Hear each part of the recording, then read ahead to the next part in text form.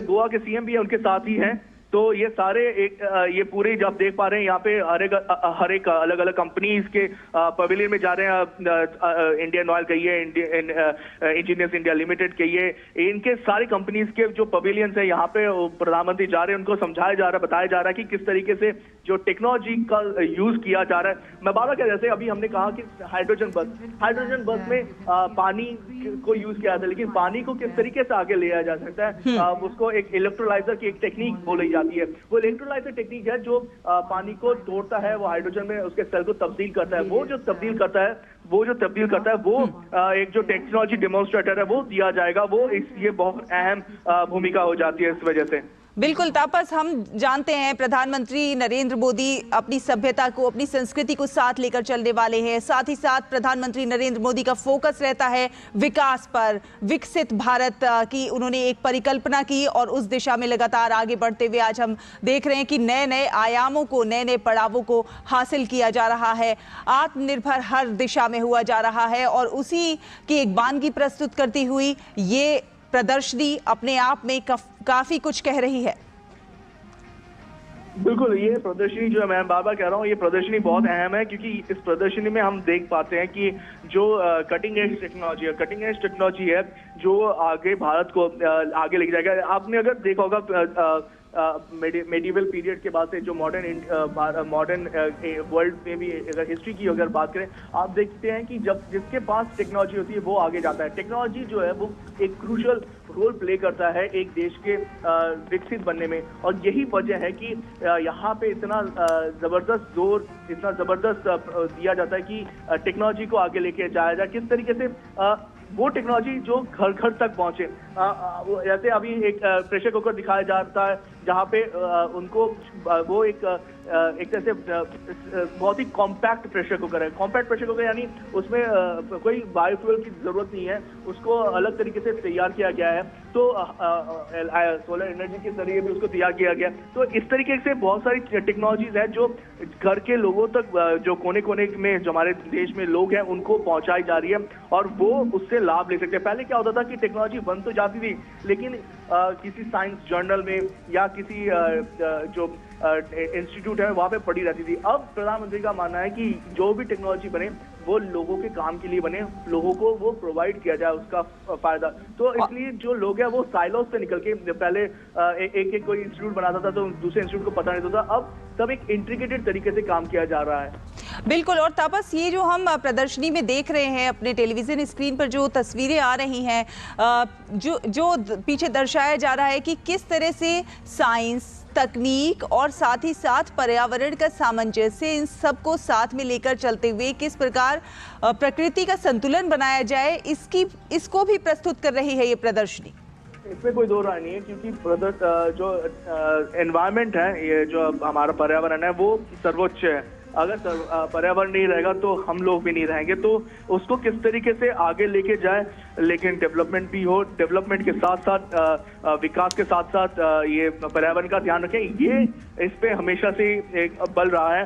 Sustainability की आपने बात की, प्रधानमंत्री का खुद का उन्होंने पूरे विश्व को दिया है नारा लाइफ का, मिशन लाइफ जो है वो लाइफस्टाइल फॉर चेंज जो है वो बता रहे हैं कि सस्टेनेबिलिटी के साथ चलिए। अगर आपको जरूरत है जिस चीज की वही चीज लीजिए, एक्स्ट्रा ना लीजिए, वेस्ट ना कीजिए, और वो एक अहम नारा है। और ये जो प्रदर्शनी है यहाँ पे भी हमें वैसी ही चीजें देखने को मिल रही है कि किस तरीके से पर्यावरण को ध्यान में रख के सारी चीजें की जा रही है। और ये जो पूरा प्रदर्शनी प्रधानमंत्री देख रहे हैं, देखिए ऐसा नहीं है कि हर एक जगह पे जा रहे हैं, हर एक चीज समझने की कोशिश कर रहे हैं, हर एक लोगों से मिल रहे हैं, उनको बता रहे हैं कि आप आगे बढ़ रहे हैं। और बहुत ही ये जो प्रोत्साहन देने वाला ये पूरा का पूरा मामला है। तो लोग खुश हैं, जो जितने भी इंजीनियर्स हैं, जितने भी साइंटिस्ट हैं, लोग काम कर रहे हैं हर एक अलग अलग टेक्नोलॉजी पे।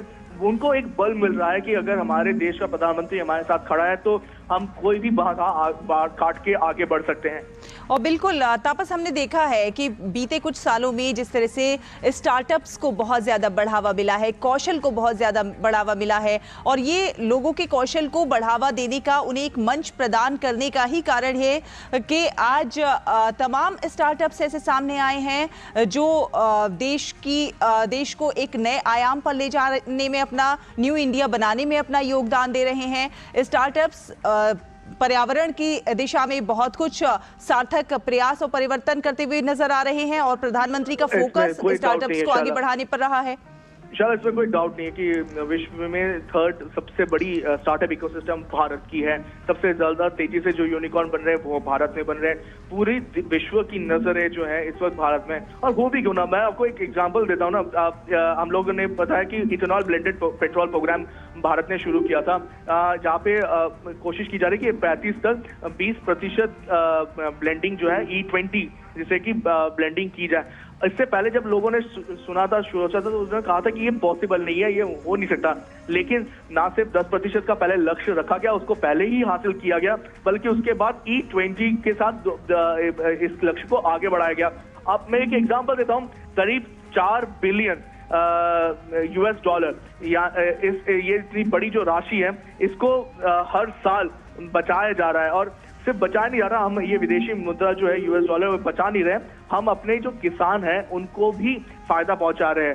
तो अगर जो पहले एक किसान अगर शुगर केन या उसकी कटाई करता था, उसको उगाता था, तो अब उसको उसका दुगना पैसा भी मिल रहा है कि कंपनीज आ रही है उनसे ले रही है, क्योंकि वो ब्लेंड इथेनॉल बनाने में वो सहायक है। दूसरी जो अहम चीज है कि हम बार बार बात करें क्लीन एनर्जी टेक्नोलॉजीज की, क्योंकि हमें चाहिए जो पावर सेक्टर में जो इलेक्ट्रिसिटी की खपत है वो जरूरत है। आप सोचिए, एक जमाना था जब, जैसे मैंने कहा था, पावर डिफिशिएंट था भारत, और आज की डेट में करीब 1,94,394 मेगावाट जनरेशन कैपेसिटी भारत ने पिछले 9 सालों में, यानी एक जमाना था जब 4,26,000 से ये ज्यादा बढ़ा के, और उसमें से 4,26,000 की जो कैपेसिटी है वो आप सोचिए, ये पावर कैपेसिटी जो है इस समय बढ़ाई गई है जो आपके रिन्यूएबल सेक्टर की तरफ से। तो फॉसिल फ्यूल्स का जो वो रखा जा रहा है वो कम किया जा रहा है हर बार, और जो रिन्यूएबल जो सेक्टर का है वो उसको बढ़ाया जा रहा है। तो रिन्यूएबल 2023-24 की अगर मैं बात करूं तो 7,570 मेगावाट रिन्यूएबल कैपेसिटी किया गया है, मतलब अभी तक का। और इसके साथ साथ इसमें से करीब 5,530 मेगावाट सोलर में है और 1,900 मेगावाट करीब विंड एनर्जी में है। तो ये जो सोलर विंड के साथ अब आया गया है बायोमास के साथ CBG, यानी कि कंप्रेस बायोगैस नेचुरल जो सेक्टर है वो भी आ गया। तो ये दोनों ही चीजें बहुत अहम है, ये दोनों ही चीजें बहुत महत्वपूर्ण हो जाती है। और इसी वजह से हम बार बार कहते हैं रोड मैप तैयार किया जा रहा है कि किस तरीके से एक रोड मैप बनाया जाए, किस तरीके से ये जो भारत को आगे लेके जाना है, 2070 तक नेट जीरो में तब्दील होना है। तो नेट जीरो कैसे तब्दील होगा उसका एक रोड मैप तैयार किया गया, उसी पे ये चल रहे हैं। बिल्कुल। और तापस, इसमें अभी तस्वीरों में हमने देखा प्रधानमंत्री नरेंद्र मोदी को एक एक स्टोव है और कुछ बॉटल्स हैं। ये क्या है और किस तरह से ये एनर्जी से रिलेट है?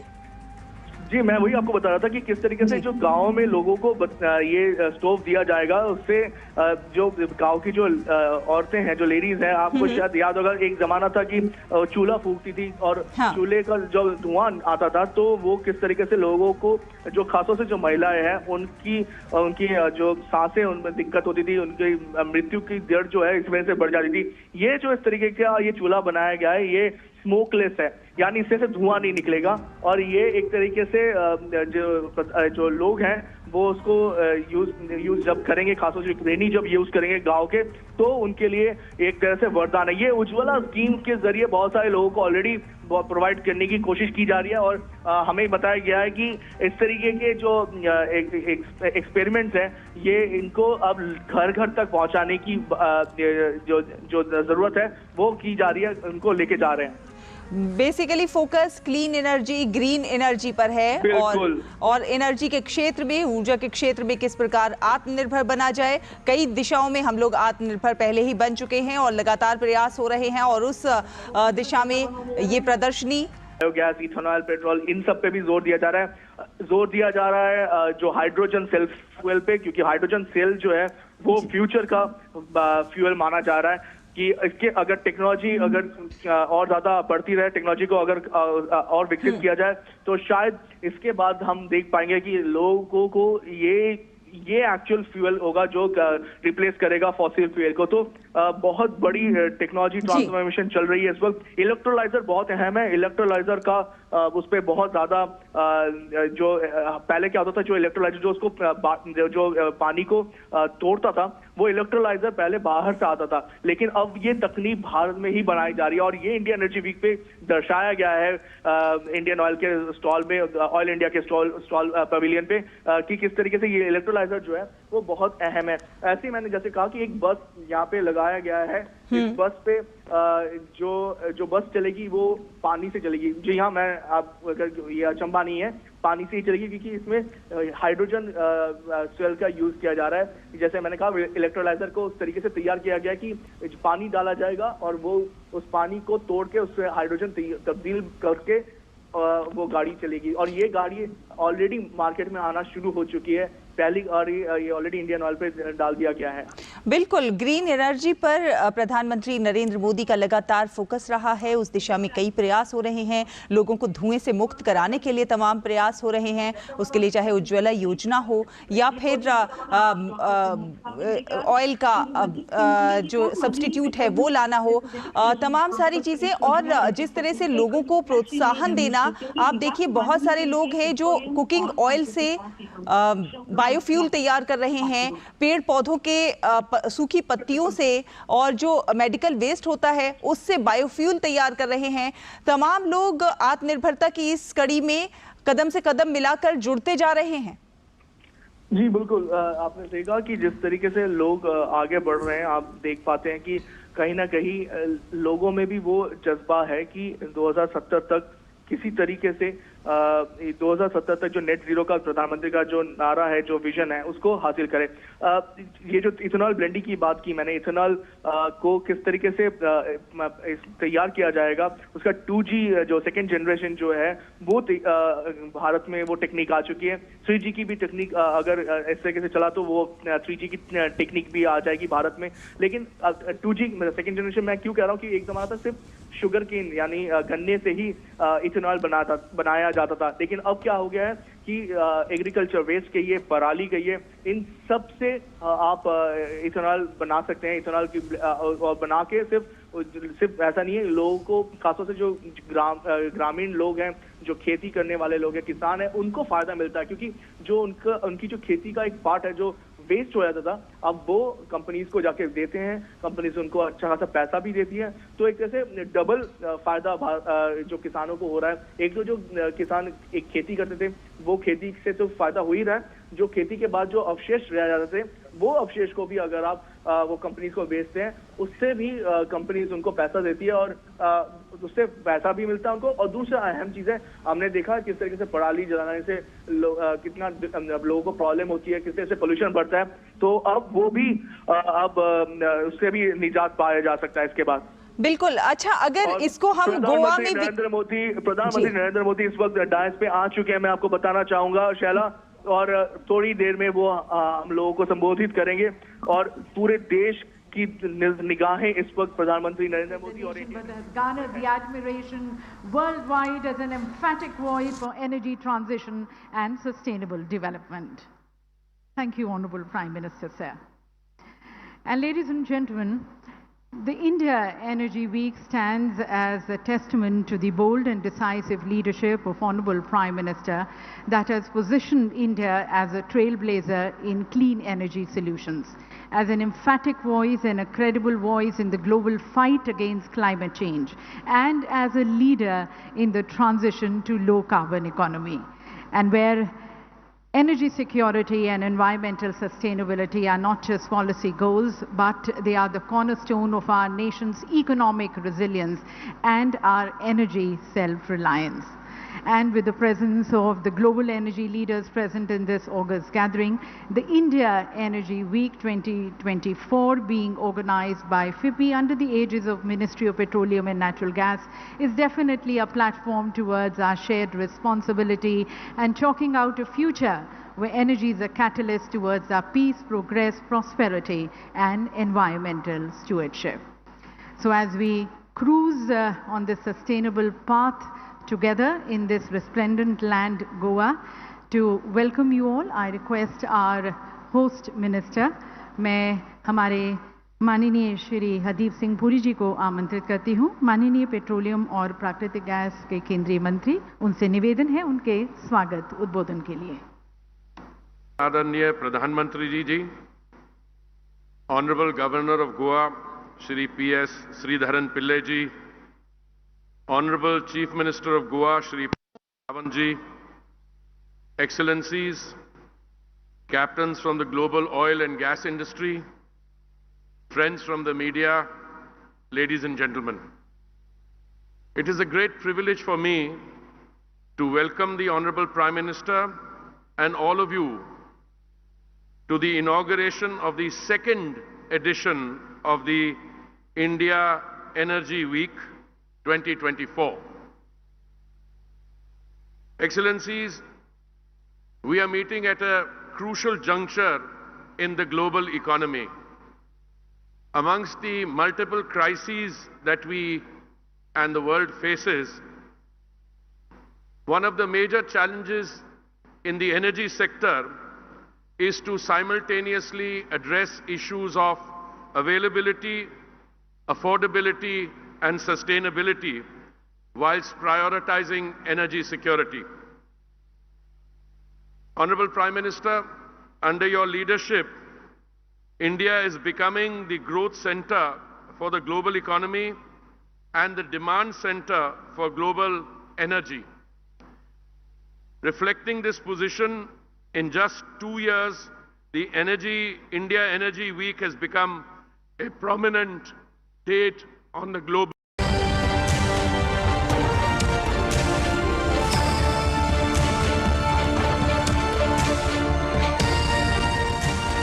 Turning them into world-class energy soldiers. ONGC Advanced Training Institute, the energy sector's new safety benchmark. Which is being inculcated in our energy professionals, making them as Atmanirbhar energy soldiers.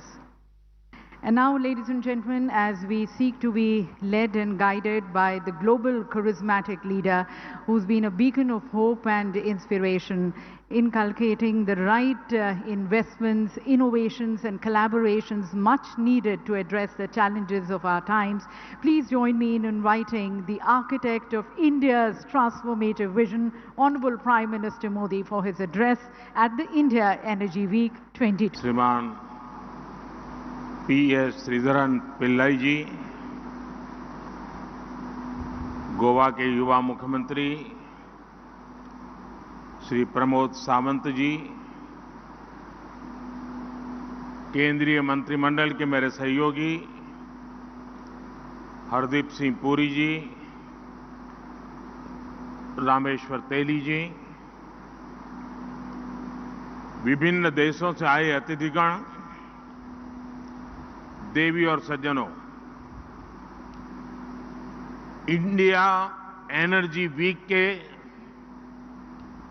इस दूसरे संस्करण में मैं आप सभी का अभिनंदन करता हूं। हमारे लिए ये बहुत खुशी की बात है कि इंडिया एनर्जी वीक का ये आयोजन हमेशा एनर्जी से भरे रहने वाले गोवा में हो रहा है। गोवा अपने आतिथ्य भाव के लिए जाना जाता है। पूरी दुनिया से यहां आने वाले पर्यटक यहां की सुंदरता और संस्कृति से प्रभावित होते हैं। गोवा आज वो राज्य भी है जो विकास के नए प्रतिमानों को छू रहा है। इसलिए आज जब हम पर्यावरण के प्रति संवेदनशीलता की बात करने के लिए एकजुट हुए हैं, सस्टेनेबल फ्यूचर के बारे में बात करने जा रहे हैं, तो इसके लिए गोवा बहुत ही परफेक्ट डेस्टिनेशन है। मुझे विश्वास है इस समिट में आए सभी विदेशी मेहमान अपने साथ गोवा की लाइफ टाइम मेमोरी लेकर जाएंगे। साथियों, इंडिया एनर्जी वीक का यह आयोजन एक बहुत महत्वपूर्ण कालखंड में हो रहा है। इस वित्तीय वर्ष के पहले 6 महीनों में ही भारत की जीडीपी दर 7.5% से अधिक हो गई है। ये दर ग्लोबल ग्रोथ को लेकर जो अनुमान लगाया गया है उससे भी बहुत अधिक है। भारत आज विश्व की सबसे तेज बढ़ती अर्थव्यवस्था है और हाल ही में आईएमएफ ने भी ये भविष्यवाणी की है कि हम ऐसे ही तेज गति से आगे बढ़ेंगे। आज पूरी दुनिया के एक्सपर्ट्स ये मान रहे हैं कि भारत जल्द ही विश्व की तीसरी सबसे बड़ी अर्थव्यवस्था बनेगा। भारत की इस ग्रोथ स्टोरी में एनर्जी सेक्टर की बहुत महत्वपूर्ण स्वाभाविक रूप से उसका महात्म्य बढ़ रहा है। साथियों, भारत पहले ही विश्व का तीसरा सबसे बड़ा एनर्जी कंज्यूमर है। भारत विश्व का तीसरा सबसे बड़ा ऑयल कंज्यूमर और तीसरा सबसे बड़ा एलपीजी कंज्यूमर भी है। हम दुनिया के चौथे सबसे बड़े एलएनजी इंपोर्टर, चौथे सबसे बड़े रिफाइनर और चौथे सबसे बड़े ऑटोमोबाइल मार्केट वाले देश हैं। आज भारत में 2 पहिया और 4 पहिया वाहनों की बिक्री के नए रिकॉर्ड बन रहे हैं। भारत में ईवीज की लगातार डिमांड बढ़ रही है। ऐसे अनुमान भी है कि भारत की प्राइमरी एनर्जी डिमांड 2045 तक 2 गुनी हो जाएगी। यानी आज अगर हमें हर रोज 19 मिलियन बैरल्स के आसपास तेल की जरूरत होती है तो वो 20 आत्मनिर्भर नहीं होंगे तो हमारा देश अपने लक्ष्य कैसे पूरे करेगा, अपनी डेस्टिनी तक कैसे पहुंचेगा।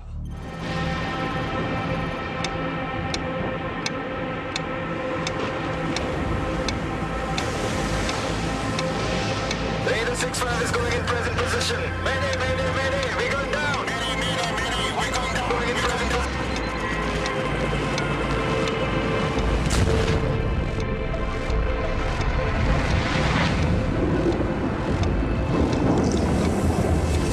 Escaping a helicopter after it crashes into the sea is a race against time.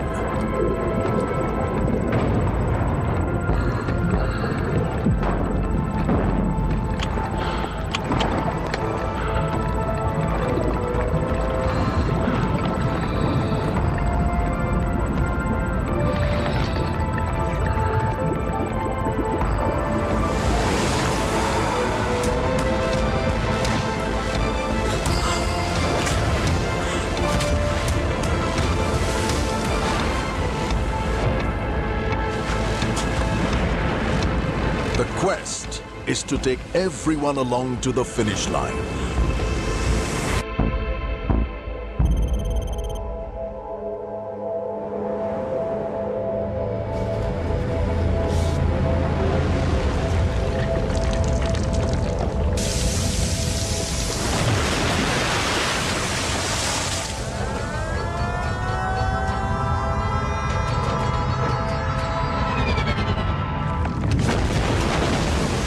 When there is a blowout, the priority is getting everyone to safety, away from the highly flammable gas and liquid, gushing to the surface at extreme pressure.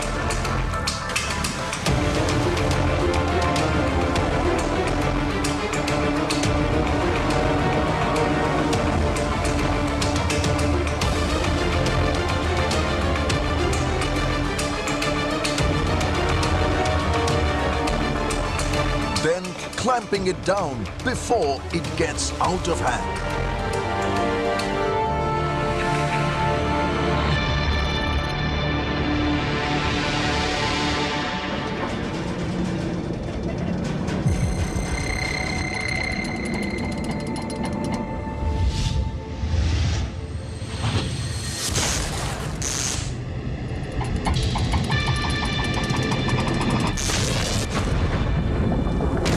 A levy or boiling liquid expanding vapor explosion can be catastrophic.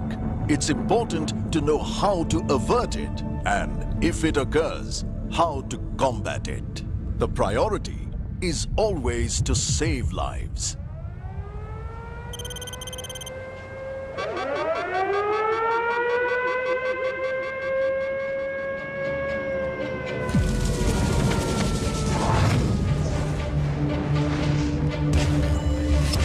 And when a helicopter catches fire, we act without hesitation, leaving no man behind.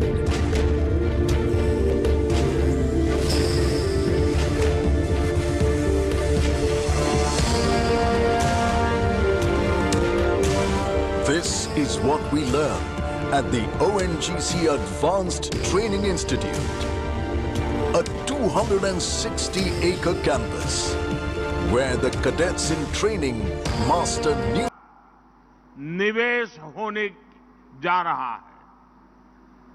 हम पहले ही विश्व के सबसे बड़े refiner में से एक है। आज हमारी रिफाइनिंग कैपेसिटी 254 MMTPA से अधिक हो गई है।